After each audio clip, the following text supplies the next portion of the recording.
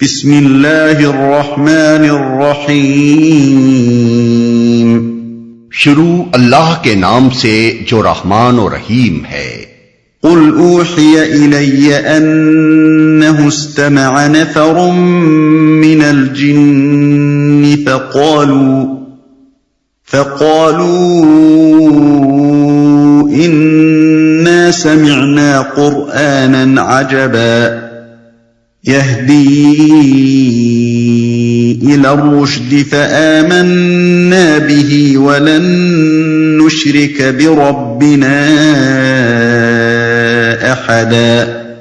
اے نبی کہو میری طرف وحی بھیجی گئی ہے کہ جنوں کے ایک گروہ نے غور سے سنا، پھر جا کر اپنی قوم کے لوگوں سے کہا ہم نے ایک بڑا ہی عجیب قرآن سنا ہے جو راہ راست کی طرف رہنمائی کرتا ہے، اس لیے ہم اس پر ایمان لے آئے ہیں اور اب ہم ہرگز اپنے رب کے ساتھ کسی کو شریک نہیں کریں گے۔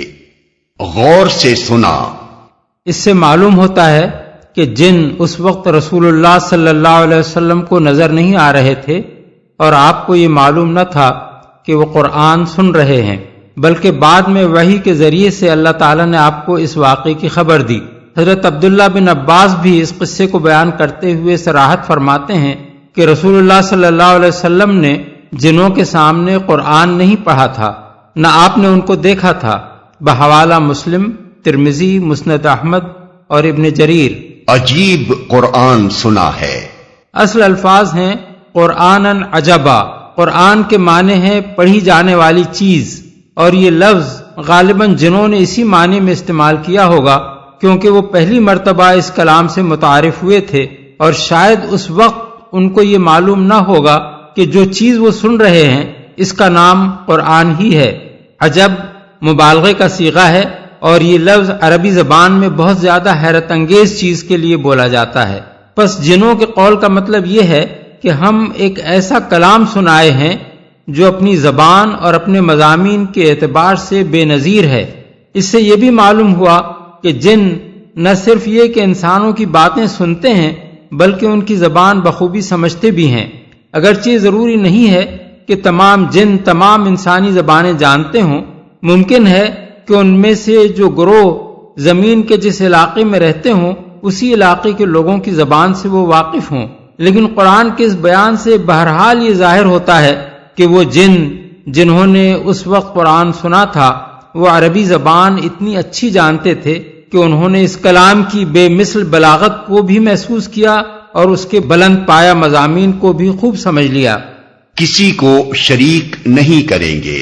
اس سے کئی باتیں معلوم ہوئیں۔ ایک یہ کہ جن اللہ تعالیٰ کے وجود اور اس کے رب ہونے کے منکر نہیں ہیں۔ دوسرے یہ کہ ان میں بھی مشرکین پائے جاتے ہیں جو مشرک انسانوں کی طرح اللہ کے ساتھ دوسروں کو خدائی میں شریک ٹھہراتے ہیں۔ چنانچہ جنوں کی یہ قوم جس کے افراد قرآن سن کر گئے تھے مشرک ہی تھی۔ تیسرے یہ کہ نبوت اور کتب آسمانی کے نزول کا سلسلہ جنوں کے ہاں جاری نہیں ہوا ہے، بلکہ ان میں سے جو جن بھی ایمان لاتے ہیں وہ انسانوں میں آنے والے انبیاء اور ان کی لائی ہوئی کتابوں پر ہی ایمان لاتے ہیں۔ یہی بات سورہ احقاف آیات 29 تا 31 سے بھی معلوم ہوتی ہیں، جن میں بتایا گیا ہے کہ وہ جنہوں نے اس وقت قرآن سنا تھا حضرت موسیٰ کے پیرووں میں سے تھے، اور انہوں نے قرآن سننے کے بعد اپنی قوم کو دعوت دی تھی کہ اب جو کلام خدا کی طرف سے پچھلی کتب آسمانی کی تصدیق کرتا ہوا آیا ہے اس پر ایمان لاؤ۔ سورہ رحمان بھی اسی بات پر دلالت کرتی ہے کیونکہ اس کا پورا مضمون ہی یہ ظاہر کرتا ہے کہ رسول اللہ صلی اللہ علیہ وسلم کی دعوت کے مخاطب انسان اور جن دونوں ہیں۔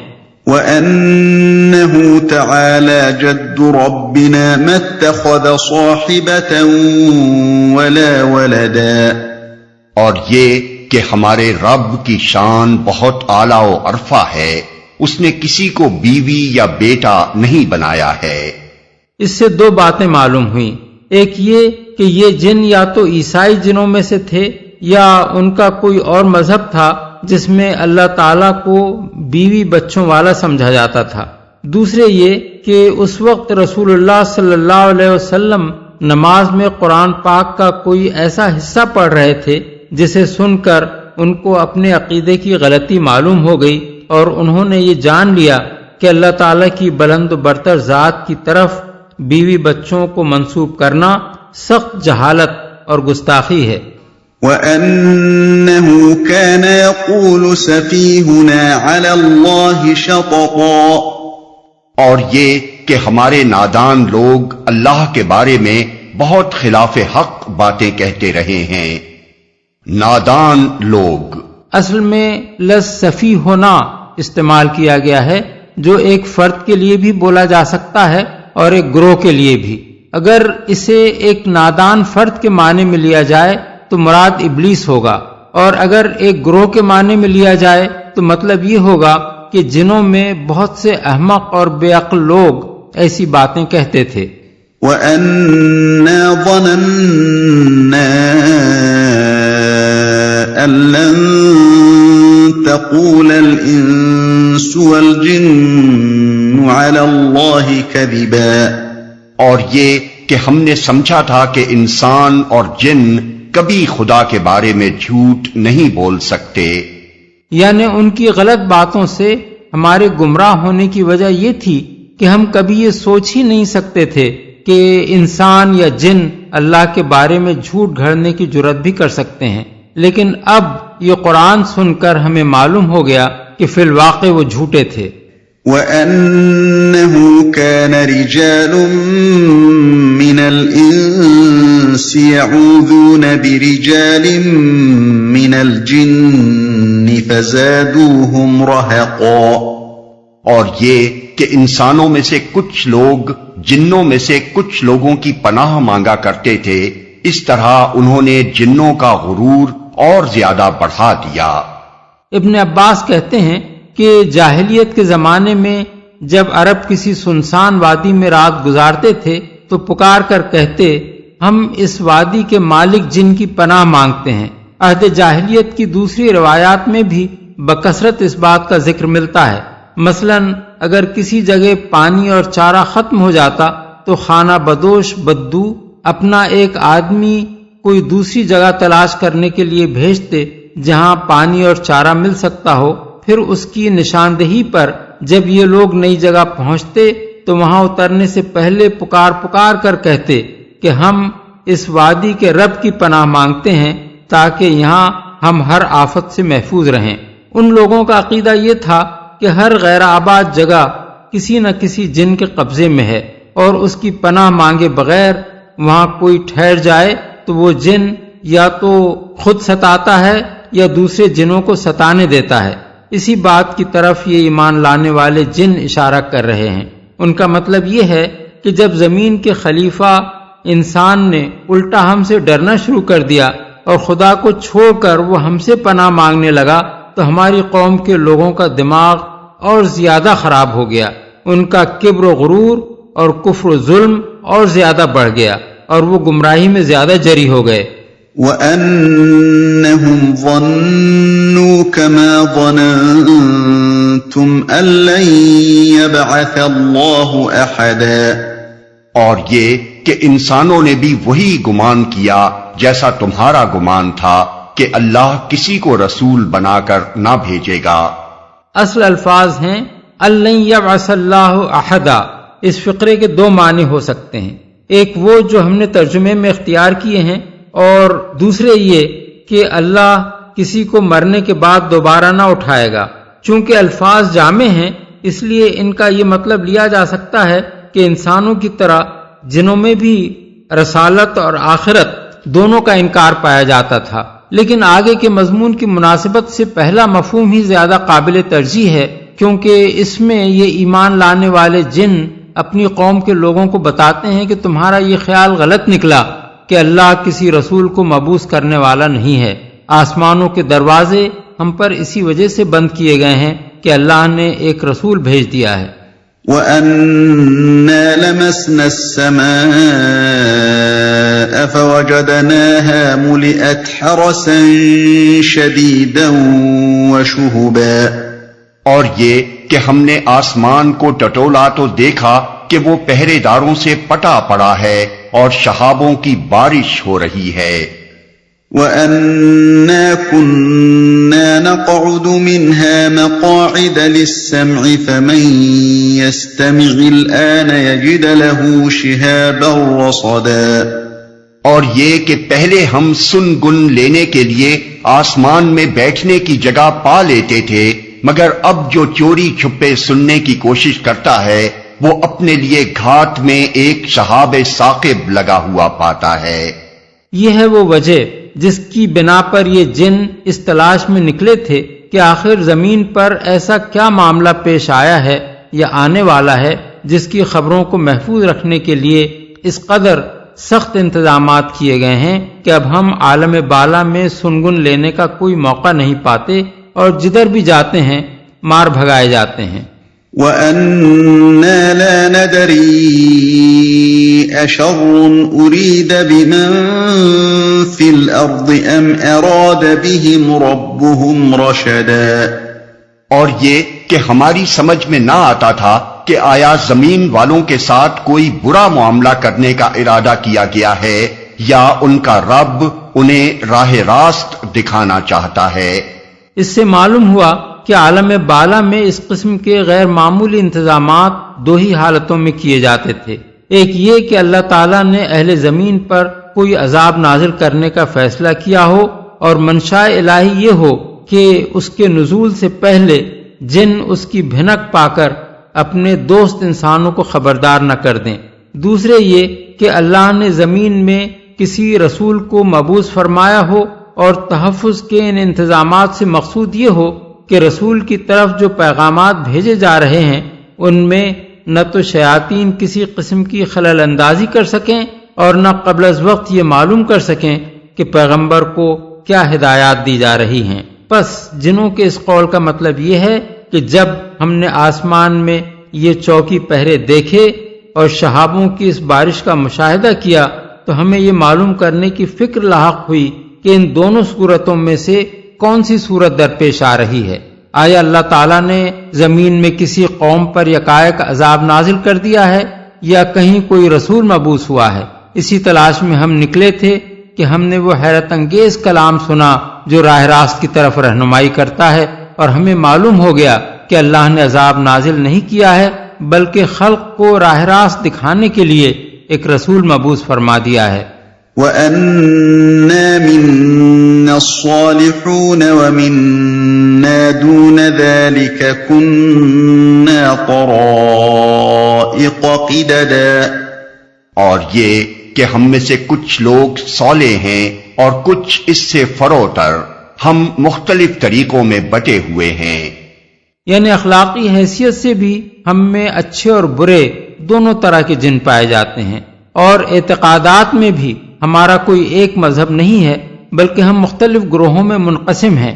یہ بات کہہ کر یہ ایمان لانے والے جن اپنی قوم کے جنوں کو یہ سمجھانا چاہتے ہیں کہ ہم راہ راست معلوم کرنے کے یقیناً محتاج ہیں، اس سے ہم بے نیاز نہیں ہو سکتے۔ وَأَنَّا ظَنَنَّا أَن لَّن نُّعْجِزَ اللَّهَ فِي الْأَرْضِ وَلَن نُّعْجِزَهُ هَرَبًا۔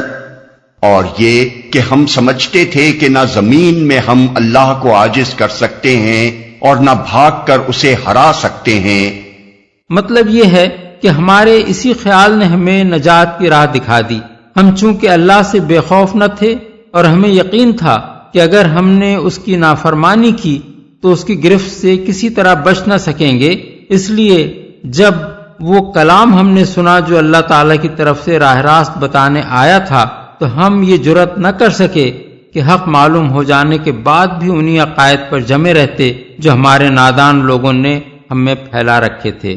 وَأَنَّا لَمَّا سَمِعْنَا الْهُدَىٰ آمَنَّا بِهِ فَمَن يُؤْمِن بِرَبِّهِ فَلَا يَخَافُ بَخْسًا وَلَا رَهَقًا۔ اور یہ کہ ہم نے جب ہدایت کی تعلیم سنی تو ہم اس پر ایمان لے آئے۔ اب جو کوئی بھی اپنے رب پر ایمان لے آئے گا اسے کسی حق تلفی یا ظلم کا خوف نہ ہوگا۔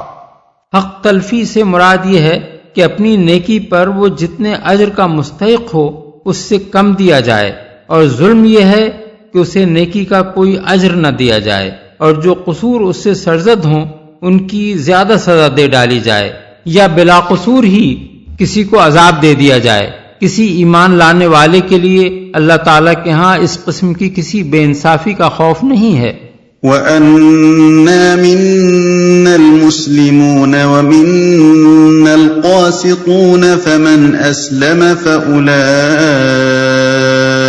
تَحَرَّوْا رَشَدًا وَأَمَّا الْقَاسِطُونَ فَكَانُوا لِجَهَنَّمَ حَطَبًا۔ اور یہ کہ ہم میں سے کچھ مسلم اللہ کے اطاعت گزار ہیں اور کچھ حق سے منحرف، تو جنہوں نے اسلام اطاعت کا راستہ اختیار کر لیا انہوں نے نجات کی راہ ڈھونڈ لی، اور جو حق سے منحرف ہیں وہ جہنم کا ایندھن بننے والے ہیں۔ سوال کیا جا سکتا ہے کہ قرآن کی روح سے جن تو خود آتشی مخلوق ہیں، پھر جہنم کی آگ سے ان کو کیا تکلیف ہو سکتی ہے؟ اس کا جواب یہ ہے کہ قرآن کی روح سے تو آدمی بھی مٹی سے بنا ہوا ہے، پھر اگر اسے مٹی کا ڈھیلا کھینچ مارا جائے تو اس کو چوٹ کیوں لگتی ہے؟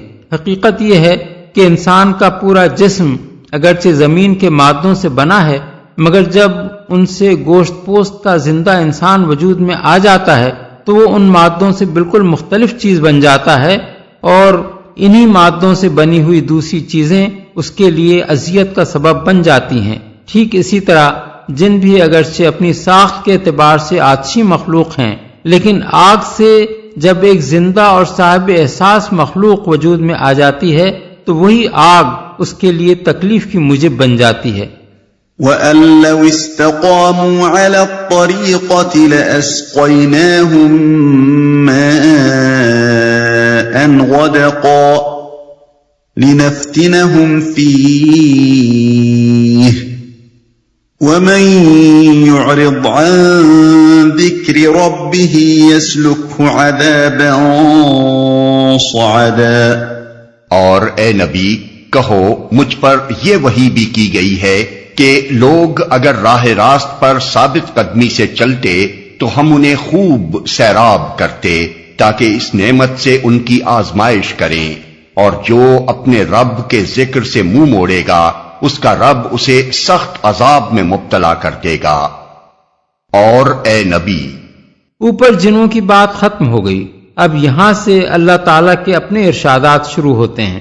خوب سیراب کرتے، یہ وہی بات ہے جو سورہ نوح میں فرمائی گئی ہے کہ اللہ سے معافی مانگو تو وہ تم پر آسمان سے خوب بارشیں برسائے گا۔ پانی کی کثرت کو نعمتوں کی کثرت کے لیے بطور کنایہ استعمال کیا گیا ہے، کیونکہ پانی ہی پر آبادی کا انحصار ہے۔ پانی نہ ہو تو سرے سے کوئی بستی بس ہی نہیں سکتی، نہ انسان کی بنیادی ضروریات فراہم ہو سکتی ہیں، نہ انسان کی صنعتیں چل سکتی ہیں۔ ان کی آزمائش کریں، یعنی یہ دیکھیں کہ وہ نعمت پا کر بھی شکر گزار رہتے ہیں یا نہیں، اور ہماری دی ہوئی نعمت کا صحیح استعمال کرتے ہیں یا غلط۔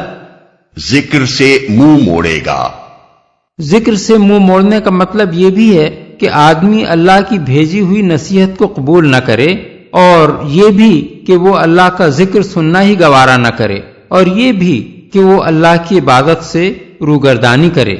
وَأَنَّ الْمَسَاجِدَ لِلَّهِ فَلَا تَدْعُوا مَعَ اللَّهِ أَحَدًا وَأَنَّهُ لَمَّا قَامَ عَبْدُ اللَّهِ يَدْعُوهُ كَادُوا يَكُونُونَ عَلَيْهِ لِبَدًا۔ اور یہ کہ مسجدیں اللہ کے لیے ہیں، لہذا ان میں اللہ کے ساتھ کسی اور کو نہ پکارو، اور یہ کہ جب اللہ کا بندہ اس کو پکارنے کے لیے کھڑا ہوا تو لوگ اس پر ٹوٹ پڑنے کے لیے تیار ہو گئے۔ اللہ کے ساتھ کسی اور کو نہ پکارو۔ مفسرین نے بالعموم مساجد کو عبادت گاہوں کے معنی میں لیا ہے، اور اس معنی کے لحاظ سے آیت کا مطلب یہ ہے کہ عبادت گاہوں میں اللہ کے ساتھ کسی اور کی عبادت نہ کی جائے۔ حضرت حسن بصری کہتے ہیں کہ زمین پوری کی پوری عبادت گاہ ہے، اور آیت کا منشا یہ ہے کہ خدا کی زمین پر کہیں بھی شرک نہ کیا جائے۔ ان کا استدلال نبی صلی اللہ علیہ وسلم کے اس ارشاد سے ہے کہ جعلت لی الارض مسجدا و طہورا، یعنی میرے لیے پوری زمین عبادت کی جگہ اور طہارت حاصل کرنے کا ذریعہ بنائی گئی ہے۔ حضرت سعید بن جبیر نے مساجد سے مراد وہ اعضاء لیے ہیں جن پر آدمی سجدہ کرتا ہے، یعنی ہاتھ، گھٹنے، قدم اور پیشانی۔ اس تفسیر کی روح سے آیت کا مطلب یہ ہے کہ یہ اعضاء اللہ کے بنائے ہوئے ہیں، ان پر اللہ کے سوا کسی اور کے لیے سجدہ نہ کیا جائے۔ اللہ کا بندہ، اللہ کے بندے سے مراد یہاں رسول اللہ صلی اللہ علیہ وسلم ہے۔ قل انما ادعو ربی ولا اشرک به احدا، اے نبی کہو کہ میں تو اپنے رب کو پکارتا ہوں اور اس کے ساتھ کسی کو شریک نہیں کرتا۔ یعنی خدا کو پکارنا تو کوئی قابل اعتراض کام نہیں ہے جس پر لوگوں کو اس قدر غصہ آئے۔ البتہ بری بات اگر ہے تو یہ کہ کوئی شخص خدا کے ساتھ کسی اور کو خدائی میں شریک ٹھہرائے، اور یہ کام میں نہیں کرتا بلکہ وہ لوگ کرتے ہیں جو خدا کا نام سن کر مجھ پر ٹوٹے پڑ رہے ہیں۔ قل انی لا املک لکم ضرا ولا رشدا، کہو میں تم لوگوں کے لیے نہ کسی نقصان کا اختیار رکھتا ہوں نہ کسی بھلائی کا۔ قل انی لن یجیرنی من اللہ احد ولن اجد من دونہ ملتحدا الا بلاغا من اللہ ورسالاتہ ومن يعص الله ورسوله فإن له نار جهنم خالدين فيها أبدا، کہو مجھے اللہ کی گرفت سے کوئی نہیں بچا سکتا اور نہ میں اس کے دامن کے سوا کوئی جائے پناہ پا سکتا ہوں۔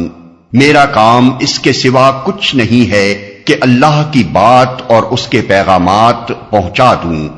اب جو بھی اللہ اور اس کے رسول کی بات نہ مانے گا اس کے لیے جہنم کی آگ ہے، اور ایسے لوگ اس میں ہمیشہ رہیں گے۔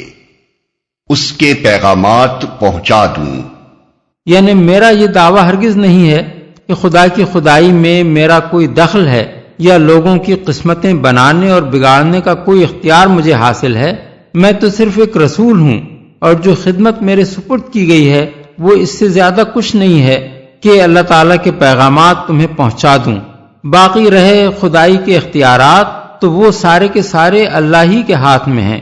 کسی دوسرے کو نفع یا نقصان پہنچانا تو درکنار، مجھے تو خود اپنے نفع اور نقصان کا اختیار بھی حاصل نہیں۔ اللہ کی نافرمانی کروں تو اس کی پکڑ سے بچ کر کہیں پناہ نہیں لے سکتا، اور اللہ کے دامن کے سوا کوئی ملجا و ماوا میرے لیے نہیں ہے۔ اس میں ہمیشہ رہیں گے۔ اس کا یہ مطلب نہیں ہے کہ ہر گناہ اور معصیت کی سزا ابدی جہنم ہے، بلکہ جس سلسلہ کلام میں یہ بات فرمائی گئی ہے اس کے لحاظ سے آیت کا مطلب یہ ہے کہ اللہ اور اس کے رسول کی طرف سے توحید کی جو دعوت دی گئی ہے اس کو جو شخص نہ مانے اور شرک سے باز نہ آئے اس کے لیے ابدی جہنم کی سزا ہے۔ حتى إذا رأوا ما يوعدون فسيعلمون من أضعف ناصرا وأقل عددا، یہ لوگ اپنی اس روش سے باز نہ آئیں گے یہاں تک کہ جب اس چیز کو دیکھ لیں گے جس کا ان سے وعدہ کیا جا رہا ہے تو انہیں معلوم ہو جائے گا کہ کس کے مددگار کمزور ہیں اور کس کا جتھا تعداد میں کم ہے۔ اس آیت کا پس منظر یہ ہے کہ اس زمانے میں قریش کے جو لوگ رسول اللہ صلی اللہ علیہ وسلم کی دعوت اللہ کو سنتے ہی آپ پر ٹوٹ پڑتے تھے، وہ اس ظن میں مبتلا تھے کہ ان کا جتھا بڑا زبردست ہے اور رسول اللہ صلی اللہ علیہ وسلم کے ساتھ چند مٹھی بھر آدمی ہیں، اس لیے وہ بآسانی آپ کو دبا لیں گے۔ اس پر فرمایا جا رہا ہے کہ آج یہ لوگ رسول کو بے یار و مددگار اور اپنے آپ کو کثیر التعداد دیکھ کر حق کی آواز کو دبانے کے لیے بڑے دلیر ہو رہے ہیں، مگر جب وہ برا وقت آ جائے گا جس سے ان کو ڈرایا جا رہا ہے تو ان کو پتہ چل جائے گا کہ بے یار و مددگار حقیقت میں کون ہے۔ قل إن أدري أقريب ما توعدون أم يجعل له ربي أمدا۔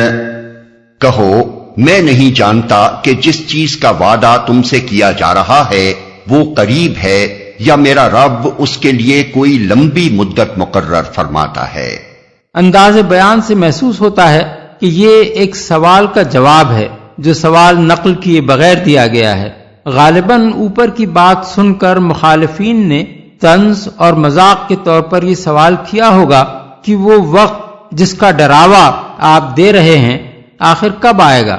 اس کے جواب میں رسول اللہ صلی اللہ علیہ وسلم کو حکم دیا گیا کہ ان لوگوں سے کہو اس وقت کا آنا تو یقینی ہے مگر اس کے آنے کی تاریخ مجھے نہیں بتائی گئی۔ یہ بات اللہ تعالیٰ ہی کو معلوم ہے کہ آیا وہ جلدی آنے والا ہے یا اس کے لیے ایک طویل مدت مقرر کی گئی ہے۔ عالم الغیب فلا يظہر علی غیبہ احدا إلا من ارتضى من رسول فإنه يسلك من بين يديه ومن خلفه رصدا ليعلم أن قد أبلغوا رسالات ربهم وأحاط بما لديهم وأحصى كل شيء عددا۔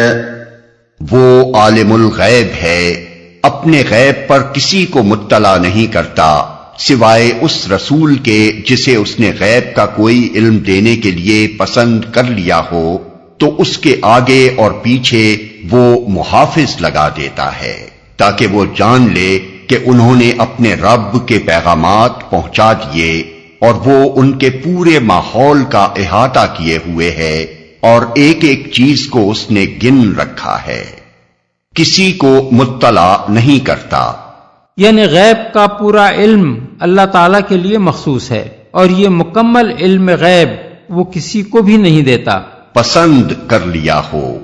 یعنی رسول بجائے خود عالم الغیب نہیں ہوتا بلکہ اللہ تعالیٰ جب اس کو رسالت کا فریضہ انجام دینے کے لیے منتخب فرماتا ہے تو غیب کے حقائق میں سے جن چیزوں کا علم وہ چاہتا ہے اسے عطا فرما دیتا ہے، محافظ لگا دیتا ہے۔ محافظوں سے مراد فرشتے ہیں۔ مطلب یہ ہے کہ جب اللہ تعالیٰ وحی کے ذریعے سے غیب کے حقائق کا علم رسول کے پاس بھیجتا ہے تو اس کی نگہبانی کرنے کے لیے ہر طرف فرشتے مقرر کر دیتا ہے تاکہ وہ علم نہایت محفوظ طریقے سے رسول تک پہنچ جائے اور اس میں کسی قسم کی آمیزش نہ ہونے پائے۔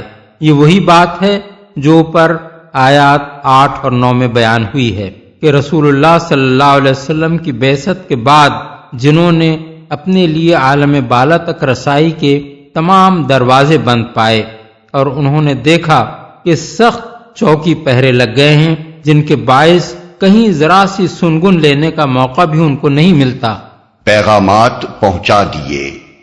اس کے 3 معنی ہو سکتے ہیں۔ ایک یہ کہ رسول یہ جان لے کہ فرشتوں نے اس کو اللہ تعالیٰ کے پیغامات ٹھیک ٹھیک پہنچا دیے ہیں۔ دوسرے یہ کہ اللہ تعالیٰ یہ جان لے کہ فرشتوں نے اپنے رب کے پیغامات اس کے رسول تک صحیح صحیح پہنچا دیے ہیں۔ تیسرے یہ کہ اللہ تعالیٰ یہ جان لے کہ رسولوں نے اس کے بندوں تک اپنے رب کے پیغامات ٹھیک ٹھیک پہنچا دیے۔ آیت کے الفاظ ان تینوں معنوں پر حاوی ہیں اور بعید نہیں کہ تینوں ہی مراد ہوں۔ اس کے علاوہ یہ آیت 2 مزید باتوں پر بھی دلالت کرتی ہے۔ پہلی بات یہ کہ رسول کو وہ علم غیب عطا کیا جاتا ہے جو فریضہ رسالت کی انجام دہی کے لیے اس کو دینا ضروری ہوتا ہے۔ دوسری بات یہ کہ جو فرشتے نگہبانی کے لیے مقرر کیے جاتے ہیں وہ صرف اسی بات کی نگہبانی نہیں کرتے کہ رسول تک وحی محفوظ طریقے سے پہنچ جائے بلکہ اس بات کی نگہبانی بھی کرتے ہیں کہ رسول اپنے رب کے پیغامات اس کے بندوں تک بلا کم و کاست پہنچا دے۔ گن رکھا ہے۔